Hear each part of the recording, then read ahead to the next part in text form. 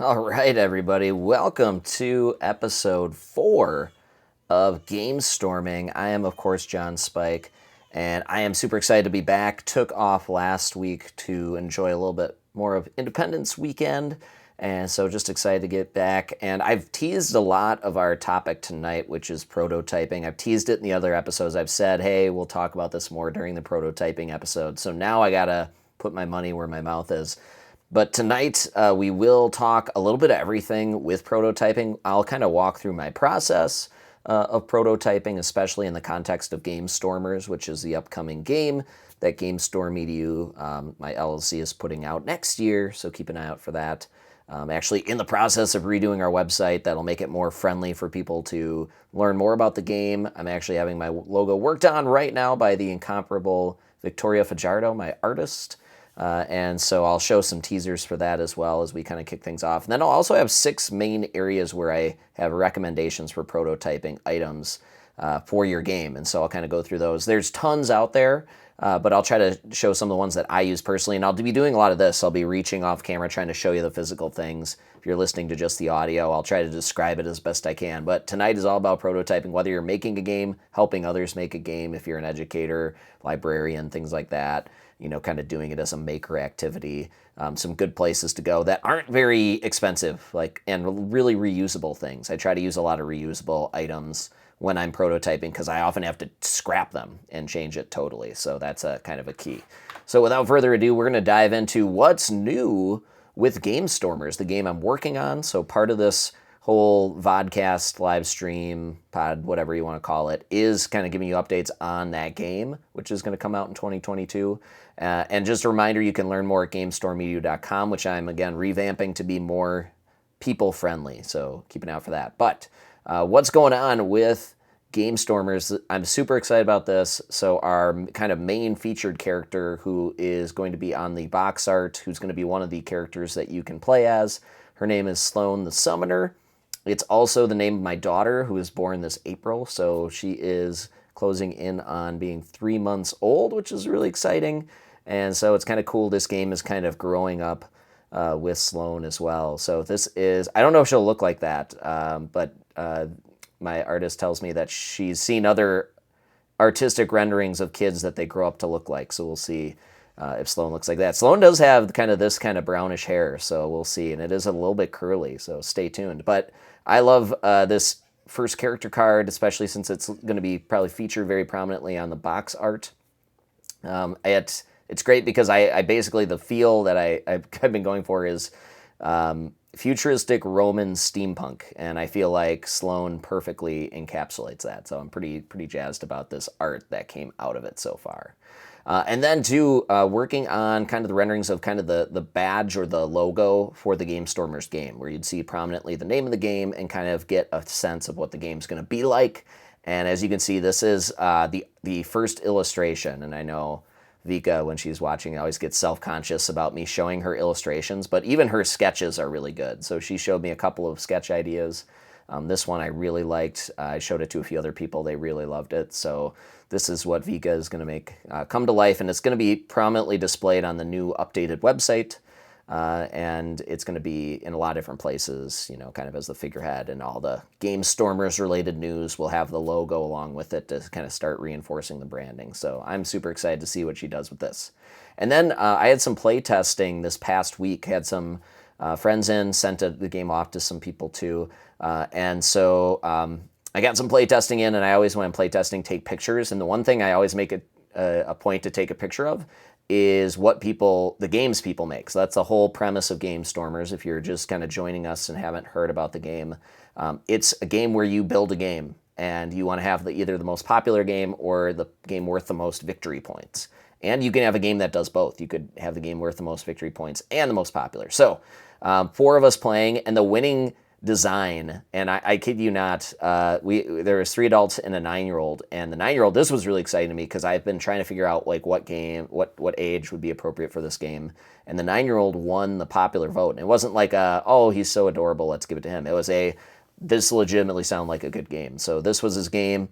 He had a whole talk about in this underground lab there was this scientist who inadvertently unleashed a zombie horde, and so you're in this like underground lab. I'm getting like a BioShock vibe from it, and you have to escape via ship out of this underground lab. So he had everything in it. I don't know if you can see on the from the cards, to my left, but he had zombies. He had the coral reef, which tied in the underground lab. You have to slay the beast at the end, which is this zombie scientist, and then there's a malfunction too, where the underground lab is, sprung a leak too. So you've got like a leaky underground science lab. You got zombies. What don't you have? And he just told a really good story behind it too. So that was the winning creation for the Designer's Choice Award.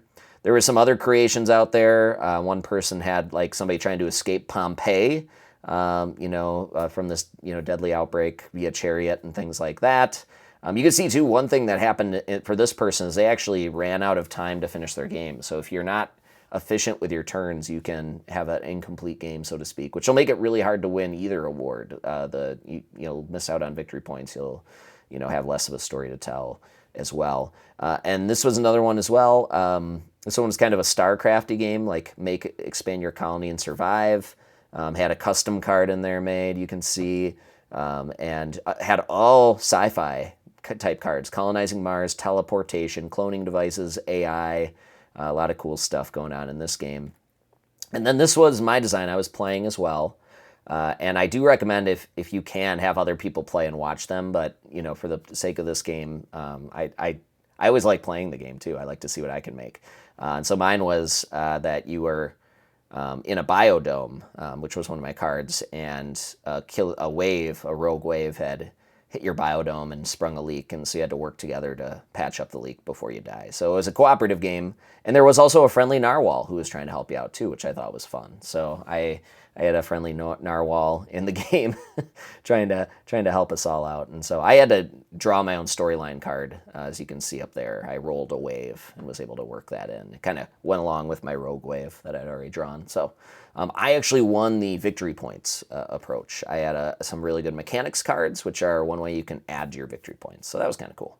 So love to share that, when the game's played, as I send out to prototypers, I'm hoping they'll send me their games, and I'd love to, as the prototyping and the play testing phase expands, people take pictures and tweet out or Instagram out their games they make, because that's the exciting part to me, is hearing all the crazy games that are made. And that's what I love about this game, is like you make something out of it. Where a lot of games are like, there's stories that come out of it, but this is like you legit have something, an idea now, if you wanted to make it into a game, or if you just wanted to tell everybody about your clever game. So that's the goal. And what was great to me is like the 9-year-old loved it, and the 33-year-old loved it, and the 30-year-old loved it, and all the different people we had playing, they all seemed to love it. So that's a good sign to me. I'm excited to see how older, younger gamers respond to Gamestormers. That'll help me hone in on what's working in the game and what ages it would be appropriate for. I was kind of thinking older, elementary, middle school for the bottom, and then up through adults for the top. So we'll see how that shakes out.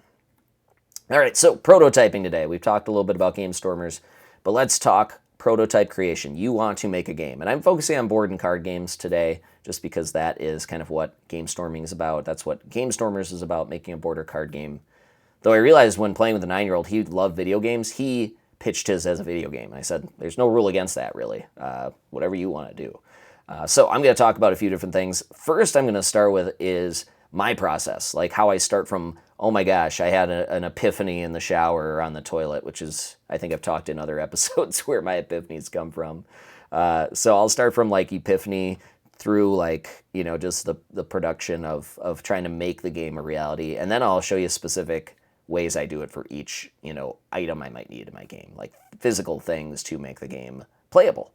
And so I always start with a document. And the reason I do this is because it's really important to me to have like the ability to write out some thoughts and then also put in some visualization. So I like to use a Google Doc, but you could use whatever Word pages.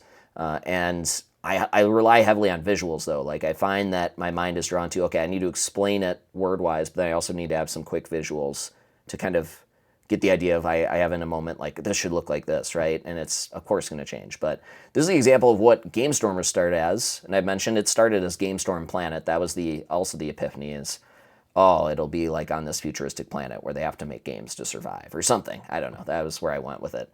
It's since changed to Gamestormers, but I try to also write too, like those first pieces that I've mentioned, the first 3 episodes were, what are you trying to do? What's your goal? Like, what are the main mechanisms or mechanics to get to that goal? And then what type of game do I think it might be as it kind of came to me, right? So you could see here, that's exactly what I did for this. Like, have your game earn the most points or have your game be voted best in show. And that is still the goal of the game, which is great.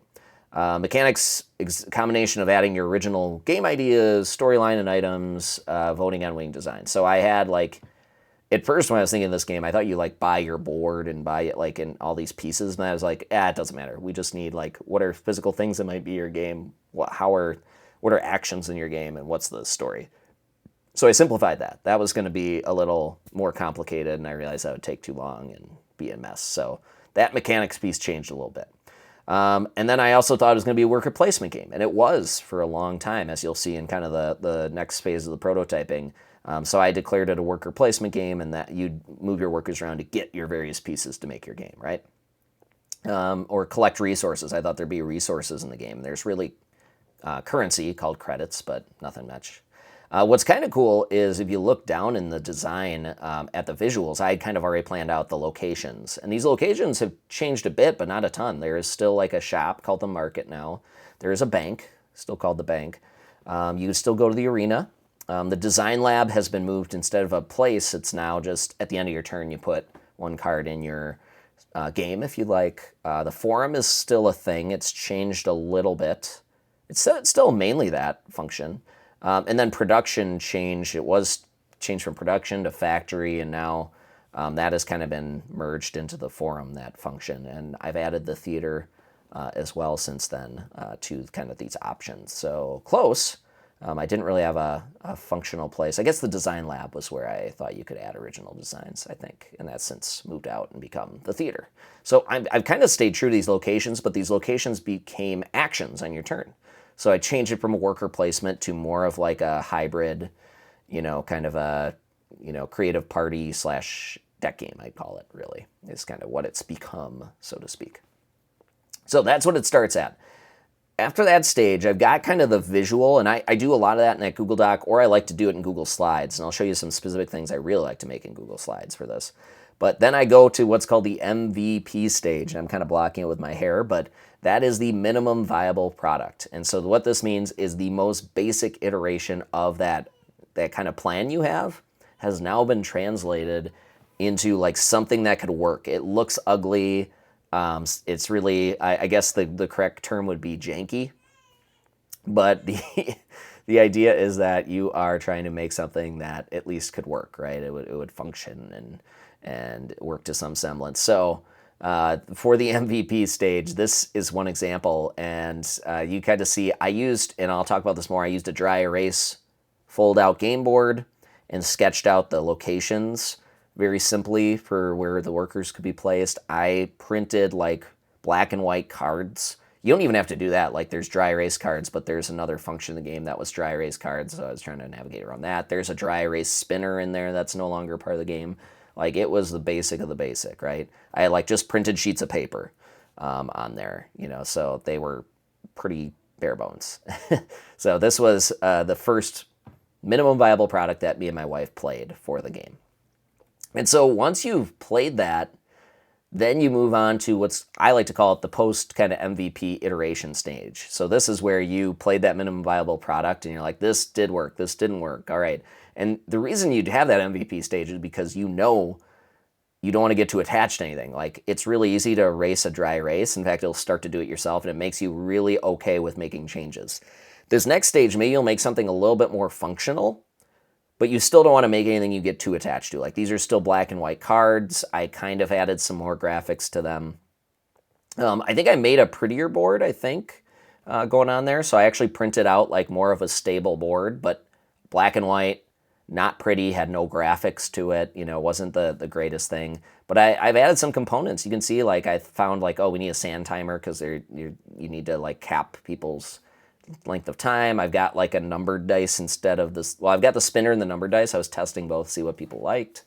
I've got currency that's like little chips up there, and so I'm adding more things to make it better, right? Before in the first iteration, I think like you kept track of your money by just erasing it and writing the new amount. And so I got actual chips, which are more satisfying. And I've got the first edition of the dice and all that. So I'm post MVP. I'm making things more at game-like, that what I envision them being, but I'm still not making them to the point where I'd be like, oh, I don't want to scrap you. I've worked so hard, right? So these iterations are still things that you could crumple up and throw away. So that's kind of how I do it. MVP stage is like, it's literally falling apart, right? Minimum viable product. Post MVP, it's slightly better, but it's still like, I wouldn't think twice about just trashing it, right? You still don't want to be quite there. Then I would say this is where you start getting more attached to things. This is the working prototype phase. And so I put working in quotes because it still might not work, but this is actually where Gamestormers is in its current production process. And this is why it's not coming out till next year, because I can tell like there's potential here in this game. It's just not to the point where I am locked in, like, this is how it's going to be, like, let's start, like, official production, right? It's in the stage of, like, now we need to get people's feelings on how that, you know, how the, you know, design of the cards is working. Like, is the graphic design working for people? How does everything look and feel? Is everything clear? You know, we're getting to that point, whereas before it was like, does this game even work? Is it fun? You know, that's why in the MVP stage, you don't spend a lot of time, because if it's not fun, you're going to change a lot, right? And you can see things have gotten more polished. I've got a color set, so we can start discerning the different card categories. I've got card backs that are prettier and more aligned with what they're going to be in that picture. You can see there's less chaos. Like, I got rid of the game board at this point, so there's no more board. And the board was ugly to begin with, so it wasn't really hard to get rid of it. So you can start seeing things get a little bit cleaner. The player playmats are laminated color sheets that look a little bit more authentic and are a little bit more user-friendly. And you can write on them dry erase, so that's really nice because they're laminated.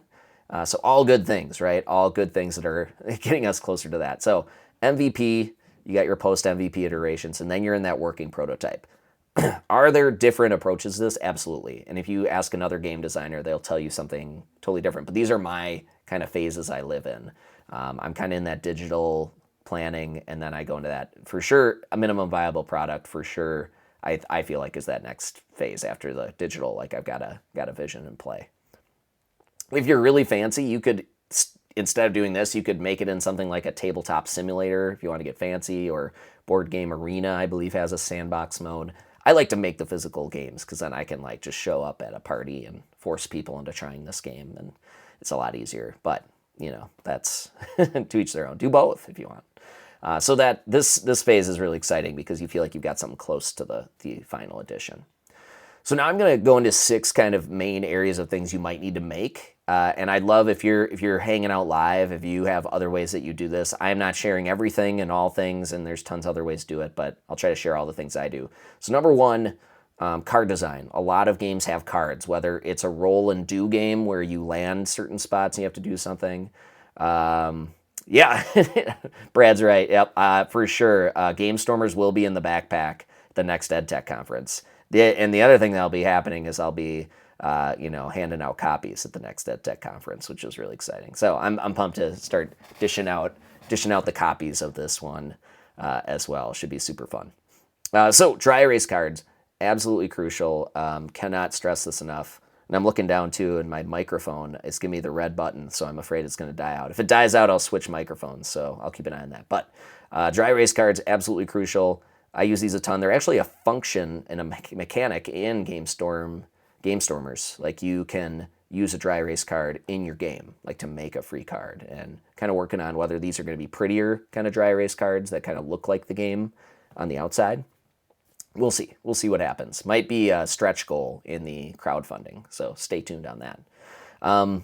So that is kind of a cool little piece that we're doing for the dry erase cards, but these are great for just making cards. If you are working with other people, like if you're teaching students or learners how to game design, that can be a really clever way to help them design a card but not get too attached to it and be willing to dry erase and change things, right? That would be a fantastic way to do it. I'm going to see if I have any of my dry erase cards handy. Oh, boom, look at that. I got dry erase cards. This was, oh, yep, blank player cards. This is 180 cards I got for like $10. So right there, you've got a classroom set basically for like $10. Just look up blank playing cards. There's tons of them out there. Make sure they're dry erase. And you can buy those in bulk if you want. I also got these. If you want students to have slightly bigger areas, and I know every time I point this, it like ruins the lighting in my green screen, but dry erase 10 cards, these are doubly useful. You can use them for learning names, but you can also use them for like having players like make bigger spaces in their game. Like if they need to make a play mat or they need to make a rough cut of something, these are 8.5 by 3. So they were just too small to be kind of my prototype for the player play mats, but they would work in so many other different arrays and situations. So this is a 30 pack. So you got like a classroom set of name tents. You have students quick write, erase, and give like quick thoughts. If you were doing a low tech session, they could be a good tech backup. And they'd be great for prototyping like a smaller piece of a game, or you could put multiple together to make a game or things like that. So really great dry erase name tents. These were also super cheap. So there's that for the dry erase cards. I'm getting really nervous about my microphone. If it dies, I might just need a sec to cut over to my like just built in. I thought I charged this more. All right, Magic the Gathering Cardsmith is also phenomenal. So this is a website. I know this is used by tons of people in the like gamification community to use for their gamified classroom. So if you follow Michael Matera and his Explore Like a Pirate, tons of people in that overall community make their own cards for their gamified class. And this is great to make a card for just a game too. So you can basically go on there, decide the card color, what the card text says, other details. You can make it specifically for Magic the Gathering or kind of tweak it for your needs. Really great. If that is too specific, I also have a card template on Gamestorming.com. It's just a Google slide deck, cards on it. You can make them. It's got a space for the card back, and you can also print it, like 6 cards to a sheet front back. So it actually make it look like a official card. So that's kind of cool too. And then this is another little secret for you that I really love. It's my Crayola. Let's see, I got to put the text up there. Crayola laminator and paper cutter. So there's tons of these out here. This is one I found that had good reviews and was affordable. I think I paid like $40 for this thing. It laminates. It has a straight edge on it, you can kind of see. And then it also has this really cool corner rounder. I'm going to see if I can grab it. There's my Crayola. Ooh, pretty, right? So this is the coolest part. I don't know why I'd never heard of this before, but in the back of it, it has a little sucker that slips out, and it's a corner cutter. So you put that on the corner of your laminations, and it rounds the corners. And that seems like such a silly, not cool thing, but is actually a super cool thing. I don't think I put that in right. I'm going to try that again. Aha, I got it in right. And it just slides in the back of it. And I love that. I love that laminator. I'll just say it. I'm in love with the laminator. It is really cool. So the Crayola laminator and paper cutter, really good. It's also got a hole puncher. You can kind of see in the picture. I don't really use the hole puncher, but I could suppose that could be really handy. And it can do extra wide and extra long prints. The other cool thing too is it comes with like these sample laminator pouches, so you can learn like what size is appropriate for your creation. I usually use the 8.5 by 11s, but there's tons else out there. And mainly like the straight edge and the corner rounder. It's so nice to like laminate, slice. And like I have a big deck for my game. It's like 150 some cards, right? And so having that all in one is really slick and not taking up any more space. Like I could have a big straight edge cutter and the laminator separate. That's great. But they're both so light that I can just take one and the other in the same spot. It's really slick, works really well. I'm a fan. The corner rounder being built in is just golden. I mean, it is like designed for card making, in my opinion. And I really like to laminate my cards when I'm at that kind of working prototype phase. I might not round the edges at the other two phases, the MVP and the post-MVP iterations. So, just a couple thoughts on that. Second area, we've talked about designing cards. What about designing meeples? One really easy way to do this is just make up a stand-up game piece. And so I have a template on Gamestorming.com that gives students like the chance to just make up a little game piece graphic, and then you can print it out and slip it on a little stand-up game piece plastic, or you can jerry-rig one out of like a paper clip, which is really easy. Just bend up the short loop of a paperclip and slip it on there, and then have the big part of the paperclip be the stand. Isn't that cool? So use paperclips. Why not? It's a minimum viable product if you're doing that. So print out your game piece, use a paperclip, you're done. There's probably even easier ways to do that, but I like the paperclip method. It works super easy. There you go. Free tip. And you kind of feel like MacGyver when you do it, like you've MacGyvered up a little standing up game piece. So that's one way to do a very simple meeple. If you want to get even fancier, Tinkercad is a fantastic website to do your meeples. If you're working with young kids, Tinkercad, I've seen kindergarten through adults using it. And what's really nice is that free draw option allows them to kind of sketch, their creation, or they can make it out of simple objects, right? So there's a lot of different ways to approach it. And they can actually go and they could print their little meeple creation, right? They can make a little figurine using Tinkercad. It's accessible. It's a great maker activity too. So you could have them do the critical thinking of the game design and then actually go and do a little bit more of the STEMmy activity of designing the figurine for it. Super fun. Be great too if you had like a D&D club, making your own custom figurines. And if you're an older age, out of that elementary middle, you could go into some better CAD programs too to do this. Or you want to get really fancy, do some VR CAD programming too. So a lot of options there, but that's another one of my favorites. If you are working with meeples when you're prototyping, I like to get the 100 multicolored meeple packs. So if you just go on and put in like, multicolored meeples or 100-pack meeples on Amazon or any website, tons of them out there. I have some from Apostrophe Games, and I think they ran out of the 100 meeples. But this is a great set because it's 10 colors, 10 meeples each. So what's cool is these meeples could double as other things. They could be markers, they could be currency, you could do tons of things. So these meeples could be multi-purpose. So if you're trying to make like a nice grab bag of different things for your students, this is great because one student might just need one meeple of each color to be their actual moving meeples. Others might change its purpose. So these meeples can be multifunctional currency, players, workers, and a worker placement. Really cool stuff. Or just even markers like collect this many to win, right? So this is a really good buy as well. 100 meeples for your designing or prototyping with meeples. And if you don't have meeples around, use something else. Use Lego figurines, or, Lego minifigs or Hot Wheels, whatever. Right? It doesn't matter in the prototyping phase. But the meeples are very flexible, especially if you have a variety of colors. So I got mine from Apostrophe Games. Apostrophe Games, it's just a great company to get peripherals for your game. All right. Let's go on. Number 3 out of some different ways that you can make games is the game board itself. And so you saw in my prototyping phase when I'm making my game, I start on a dry erase game board. And there's a reason for that. I mentioned before, you don't feel sad if something happens to it. And you absolutely, at that minimum viable product phase, have to be okay with it changing, because it will. If it doesn't change from your MVP phase, then you are either just a savant game designer or you are not looking critically at your game and not taking feedback. So that is problematic if it doesn't change from that phase. So I love dry erase game boards. It's also just, reusable. You're not committing and then, having to, get a new board together.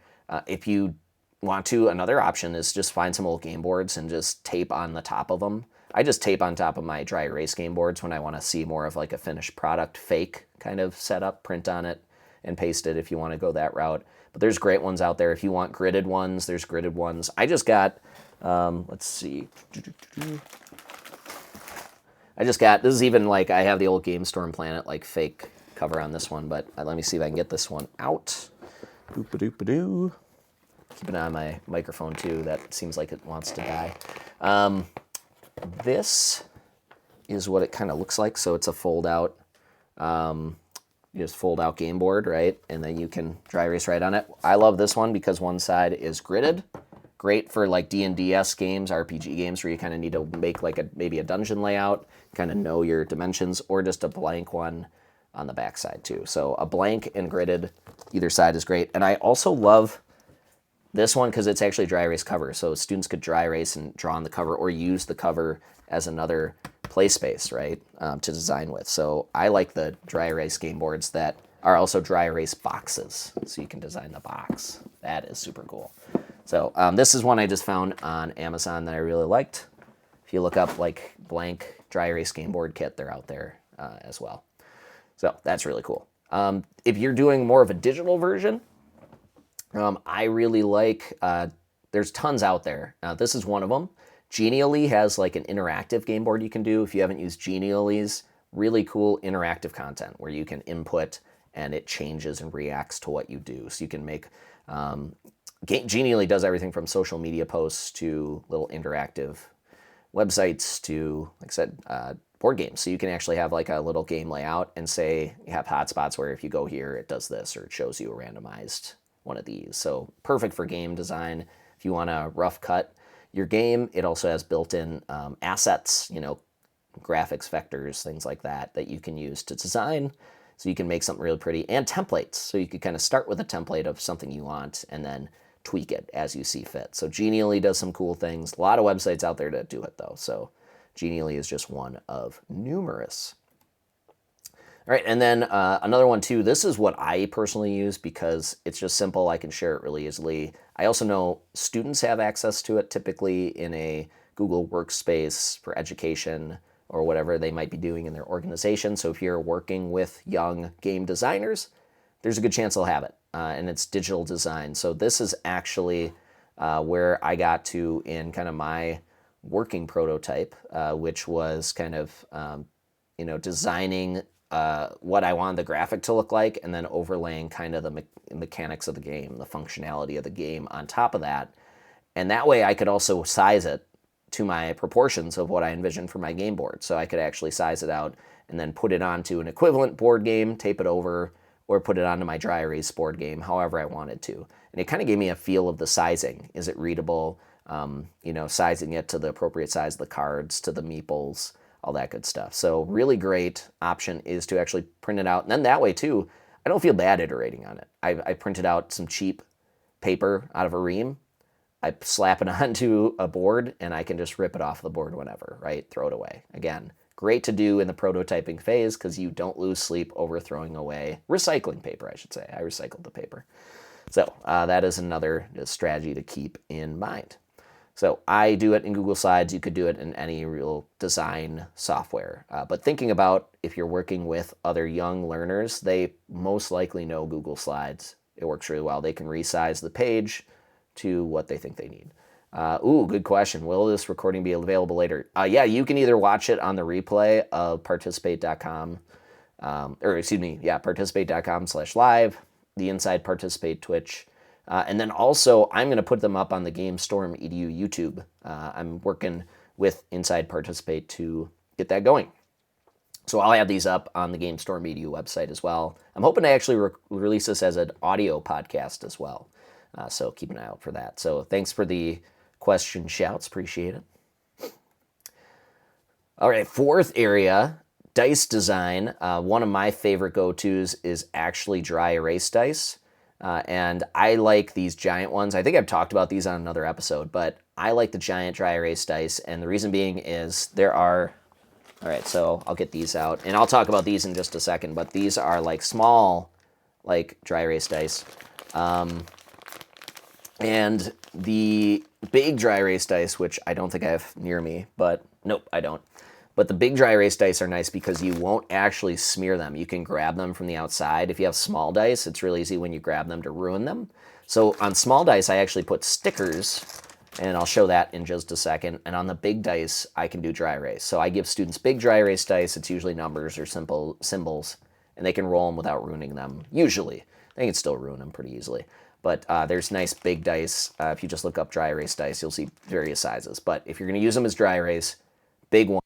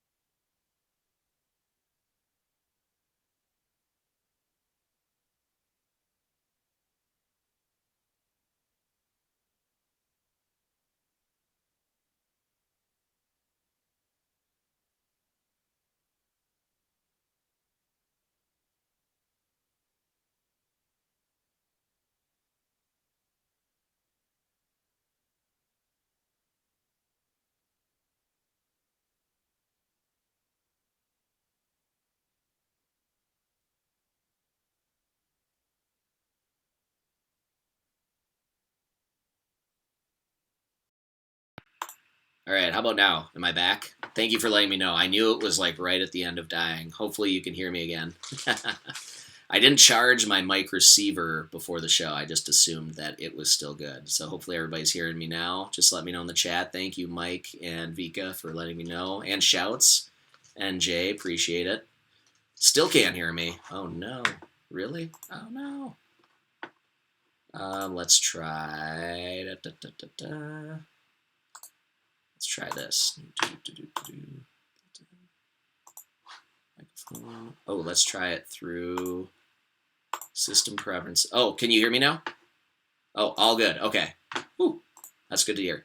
All right. So back to what we were saying, which was you probably missed all that. Basically, online dice makers are great, and they're really good for the minimum viable product because they're going to be crappy when you print them out from an online site. They just are. So let's go to the actual, like, I am closer to, like, having good dice. And this is where kind of the working prototype is now.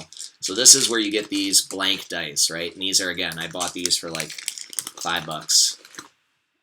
They're just blank dice, literally. You can do blank dice like that. I've got colored dice. These, of course, aren't blank now, but they were at one time blank, so up to you. But blank dice, or you can go over the top of existing dice, and tape them. But let's see here. Do I have any? Aha, here we go. So this is really cheap to get too. This is just sticker paper, and I have printed out the icons for the dice.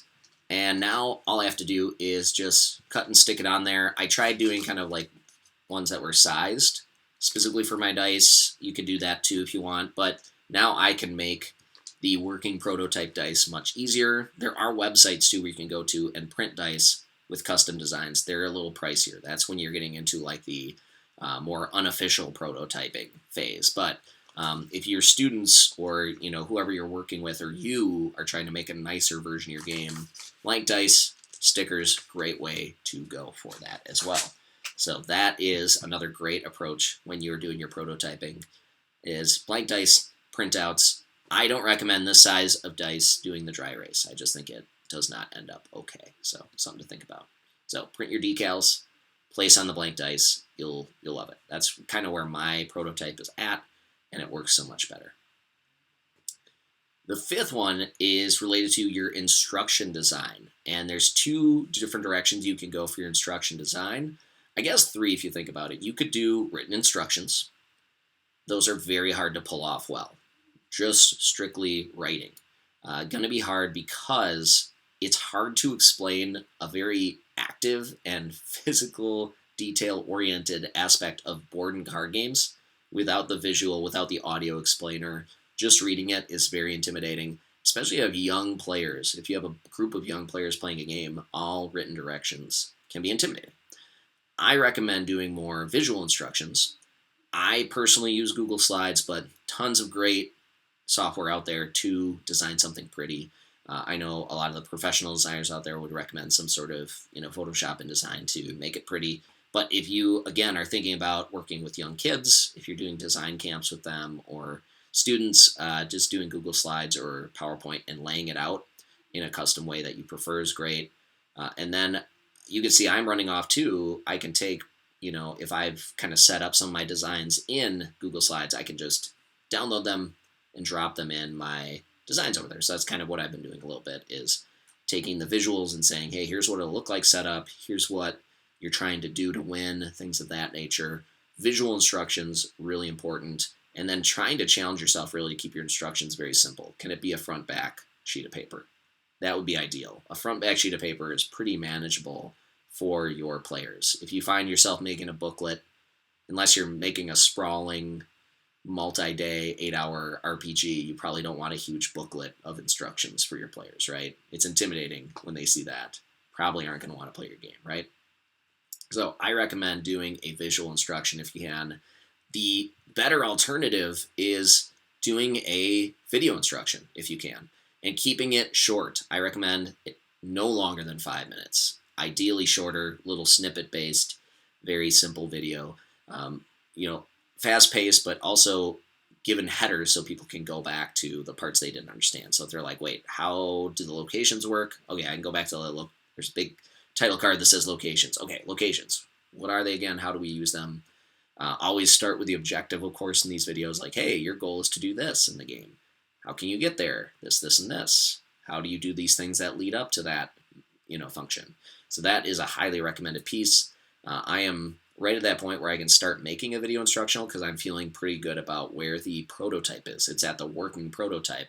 So now I can make that video. One thing I have too is I want to make that video with kind of the graphics that are going to be in the game, the final graphics. So players aren't looking for what they saw in the teaching video and aren't finding it, right? So I'm getting to the point where I have enough graphics to actually make that video. And so using those official graphics is also helpful too, as close to that final product as you can, so that people aren't searching and looking for game assets that aren't in the video. But if you can do something like just a top-down of you playing it, laying it out, explaining how it works, that's great. If you can have your little graphics pop up and explain what they do and how you use them to win, that's great. Whatever you think is going to be the best for your players to envision it, and having that available and having that at a link like right in, maybe you have some visual graphics and then that video right in there. In fact, some games lead with that. They say, hey, reading instructions is boring. Go to this website or scan this QR code to go right to our video instructions. So whether you're making a fancy game or you're just making something to play with your friends or you're helping others make a game, having them just have that in mind that maybe video instructions would be better, especially if the game designer can't be there at the game's play. Video instructions would be the next best thing, right? Is the game designer showing you how to play instead of trying to explain to you how to play. And that's something I always said to my students in my English classes. Please show me instead of tell me, right? Do your best in your writing to show a person. And so that is the same truth when you're trying to explain instructions for them. Okay, last piece, but not least, is let's say you are looking to start in game design or start working with others in game design. What would be the best thing, to use to do that? And there's a bunch of full kits of game design kits out there that are really cool. This was actually one of my first goals with Gamestorming was to actually make kind of like a game design box. But then I looked out there and I love the boxes that were already out there. I go, okay, that's a market where I think people have done it. They've done it well. I don't think I have anything like entirely unique to add. Instead, I was like, I'll just share my approach online, get these game boxes, and I'll try to make other things like games that help you learn game design instead. And I was like, that's a gap that I felt there was. Not a good game where you make a game. But game design boxes, they're out there. I just showed you this one right here that had the game board in it. It says Gamestorm Planet because I didn't take off my old sticker on it, but there are good assets in there. I think this one still has some of those nice features in it. Let me check. Yeah, what does this one got in it? So this one came with a dry erase spinner. It came with dry erase cards. I've got all my old Gamestormers cards in here. That's fun. It came with, let me show you what else it came with. It came with a sand timer. It came with currency chips, like you see here, kind of blending in the background. So it came with currency chips. It came with some little Meeple guys. It came with, what else?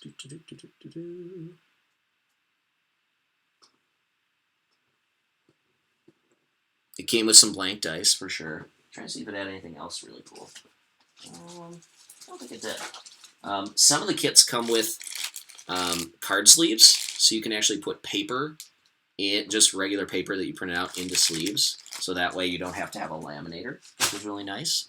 And this one you can see too, it came with, where do I have it? Ooh, this was cool. Came with a bunch of dry erase pens too, with erasers on the end. Super, super handy. And yes, Shouts said you should post a list of all these products. I will, when I get this loaded up to YouTube, I will put links to all these products in here.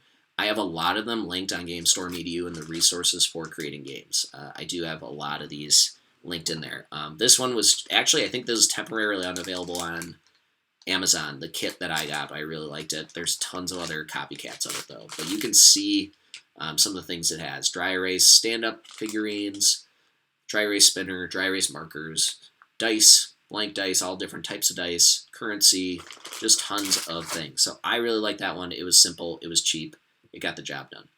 If you are looking for something a little bit more directed and really targeted, this one was just a successful Kickstarter. It's called the Board Game Design Starter Kit. Even has an expansion pack. This one, I just missed the Kickstarter by a few days, but it's all out for commercial sale now. So if you look up Board Game Design Starter Kit, it has a little bit of everything. It's got a game design guide, custom game pieces and templates. It's got nicer dry erase cards. It's got even like hex tiles. It comes with like, if you get the nicer kit, the Expando kit, it comes with these cool like coins, like 1, 5, 10, 50 coins that you can use that are a little bit more legit, I guess you'd say. And even more meeple colors. It also comes with like little just circle tokens, tons more things that you can use in your game. And it comes with a booklet on game design. It's funny because I've seen so many different pitches for how to do game design by so many different people. So it's, everybody has their little tweaks. I've listened to professional board game makers. I specifically designed for helping younger learners design games. So my system might not be as appropriate for like somebody who's been doing game design. It's more for people who have not done an iota of it and really need to get in that way. And so this is another system too that I think is really strong, the Board Game Design Starter Kit. So that one I really like. The gentleman who's behind it, he does, I think, the Board Game Design Lab podcast, and so it's a really cool podcast, and does a really good job with it. His name, I believe, is Garrett something. I forgot it, but if anybody Googles the Board Game Design Starter Kit, I think it's got his name somewhere on there. So this one I really like. I'm excited to get my hands on it, but I've seen all the pieces in it, and it's fantastically made. Comes with a guide, really good. If you are working with really young creators, Crayola actually has in their Create Ed line, they have a design a game product for K1, 2, 3, and 4, 5. So it's 3 different kits aimed at super young to middle elementary to older elementary. So if you are working with younger kids or you have young kids and you want them to start making, Crayola's made like an entire kit. And I believe this is really cool. It's actually designed for classrooms or if you were running like a daycare or something. So this kit, I think it's $180 for the big kit. It would come with basically 8 game boards, 8 dry erase game boards. It would come with like 300 blank cards, 300 blank little stand-up pieces, tons of other assets like dice that you can use, all those different things we talk about, tiles, spinners, icons, all these fun things. It is like the mecca, and it's perfect for elementary teachers, like I said, or people who run an elementary STEM. So Crayola's Design a Game is really aimed at younger crowd. If I'm kind of looking back, like the board game design booklet, the starter kit, that's probably for middle high school and above, for adult learners too. If you were less experienced, just getting if you Google the DIY board game kit, that could be for anybody but has no directive with it. Gabe Barrett, thank you, shouts. Appreciate it. Yes, Gabe Barrett. And I do, the Board Game Design Lab, I believe, is his podcast. It's really good. I've listened to some episodes. So a lot of different approaches out there, a lot of different kits. Again, I was thinking about doing a kit, but then I liked Gabe Barrett's, box, instructional in a box. I liked Crayola's, design a game for younger kids. So I really felt like different ages had their kits out there. I wanted to do more resources aimed at those learners. And then the other thing, too, is I wanted to have games out there that supported game design. And so that's where Gamestormers came from as well.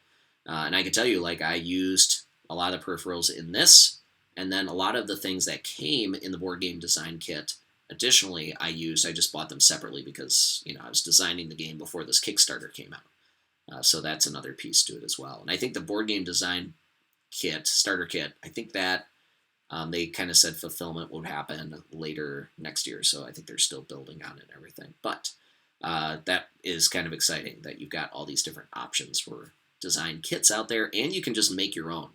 And if any of you are educators and remember like Breakout EDU, what was cool about that when it started is they had the official kit, or they posted the instructions on making your own. Like, hey, just find something that locks, and here's everything we include in your box. Make it yourself. That's why I kind of recommend too on Gamestorm EDU, like find the things you want to use. The must-haves, I think, are anything dry erase boards, dry erase cards, dry erase dice, because you can prototype, move on, have everybody get a chance to prototype on those, then start printing out stuff or designing stuff a little bit more, confidently. And so those are really great to first iterate on. So dry erase everything for that minimum viable product. Again, because it's good if it gets erased, because then you'll let go of it. So those were the big things I wanted to kind of share with you tonight about the prototyping. If anybody has any other things that they do, if any of you prototype, if any of you have questions on the prototyping, like Shouts asked, will I include their resources? Again, a lot of them are on GamestormEDU.com in the resources for making games. I will include all of the links if and when I get this upload to YouTube. I'm just working on pulling it down from the Participate site. And so once I do that, I'll be able to ship those over to YouTube, and then in the comments I can post everything that was included here. But yeah, a lot of this stuff is if you Google it or Bing it, if you're one of those weird people, you can find this stuff. And yeah, just finding everything you can get to allow yourself to kind of make a prototype in the moment. But yeah, always start with that digital copy of like get your ideas down, envision it, get a product that can work, and then just keep iterating on it. That's really the key. And our next episodes are going to be talking about prototyping. The YouTube channel is Gamestorm EDU, and right now I think I've got a few unlisted videos on there. I'm still gonna expand that as we go. So the Gamestorm EDU YouTube is still a little bit limited, but it'll be coming out with more of that content as I have it, basically. So yeah, Gamestorm EDU is the YouTube channel. So keep an eye out for this video on that channel, GamestormEDU.com, for finding the existing resources that I've kind of shared thus far. And that should get you set up for success. All right, perfect. Well, I appreciate everybody jumping in tonight. Thank you so much. Thank you, Brad. I saw Vika. I saw Mike. Shouts, appreciate it as well. I hope everybody has a great rest of their Monday evening. And yeah, excited to share with you next week a little bit more. We are going to be talking when you actually have a playable game. What does that look for? What are you looking to do when you're having people play test your game? So you've made a game, you've done the prototyping, you're into play testing. What do you want to think about? What are some approaches? And what are really some good data points to gather too when you're doing a game play test and kind of seeing what people think. And I personally think playtesting applies to a lot of different fields. It applies to education, it applies to business, it applies to marketing, so many different pieces. And so I'm pretty excited to chat about it. Yeah, absolutely. Thank you, Shouts. Appreciate it. And again, GamestormEDU.com. It will be getting a full website refresh where you'll be able to find out more about GameStormers, the game. And you'll get to find out a little bit more about the Gamestorm EDU LLC company as well, and just a little bit more about game design too. So it'll be kind of a multifaceted site, and I'm excited because it'll really be, the site redesign will be kind of the official launch of really talking about Gamestormers, the game, and getting the word out there. So appreciate everybody jumping in tonight. Excited to keep talking game design. And yeah, everybody have a great evening. Take care.